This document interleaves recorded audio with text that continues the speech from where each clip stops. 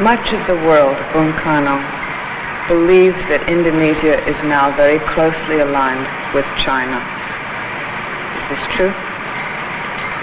True in the sense of the word that Indonesia is very much aligned with all progressive forces in the world.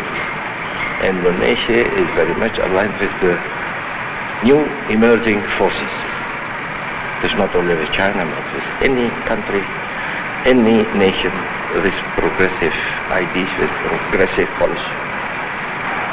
But look here.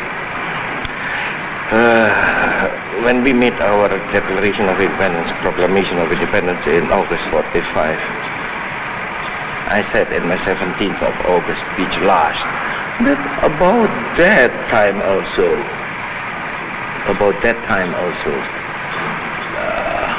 Cambodia, Vietnam, Korea made also Declaration of Independence. That's why I said in my speech that an axis, Jakarta, Phnom Penh, Hanoi, Peking, Pyongyang is a very logic one. May I ask you a rather difficult question? How do you reconcile your being so opposed to imperialism and yet align yourself with a country which has always had imperialist designs in Asia, and many people think still does? Do you think they still do, China? Do you think they might become an imperialist nation again? No.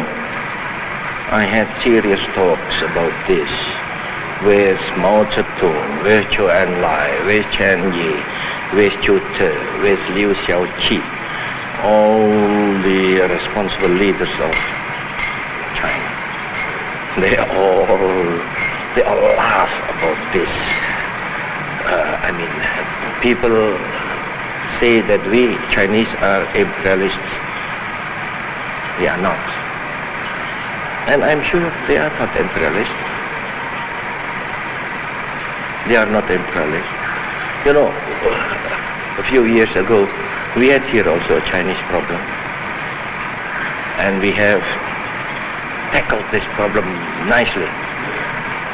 It was not because China was imperialist, or is imperialist, no. You know that if then Chen Yi came here, when we were tackling this Chinese problem in Indonesia, Chen Yi came here and he said, President Sukarno, punish them if they are doing things against the interests of your nation and your country. Punish them. So this is a proof that anyhow that Chen Yi is not imperialist and that China is not imperialist. Do you think that this has any possibility of happening, that there might be a clash at some point between the interests of China and the interests of Indonesia? No. China is solving its own problems. We are solving our own problems. And so long as we don't intervene, subvert each other, then everything's all right. You have now friendly relations also with many Western countries, don't you? Yes, you know? yes. Which ones? No, with the Netherlands. No, with France. With Italy. Those are Western countries. Yes.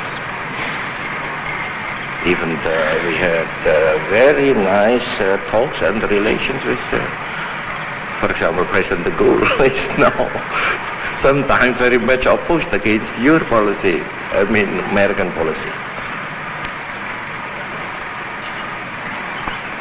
I'll go on to another, if I may.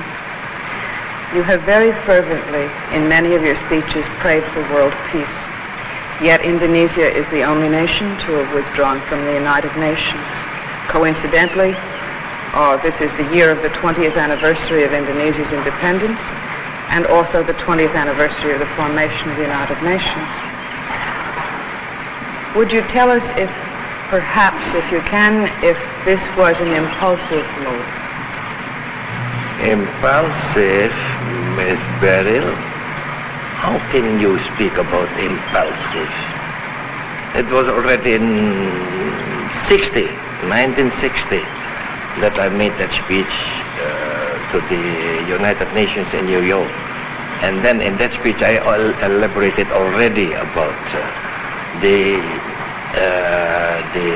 urgent necessity to reorganize the United Nations, because the United Nations of today are not picturing the world constellation of today. The United Nations of today is just a picture of the constellation of the world in 1945. And after 45, so many changes have taken place. So many new Asian states have been established. So many new African states have been established. What would your suggestions be for the most important changes which you have suggested in the past for the changing or amending of the United Nations Charter's organization? In the first place, that the United Nations now are a real reflection of world life of today, not 45's constellation. Today, 60. I uttered it already in 60, and now 65, even more now. Is this regarding the Security Council? Security Council, United Nations Charter, etc., etc., etc., etc. Do you think that the Security Council should be different, and how?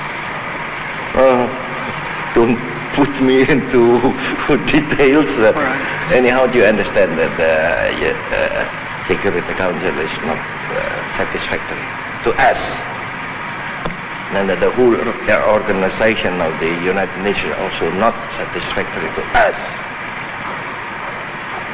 Should it happen that there be any revisions in the United Nations Charter, is it at all possible that Indonesia may rejoin the United Nations? Yes, but not the contrary.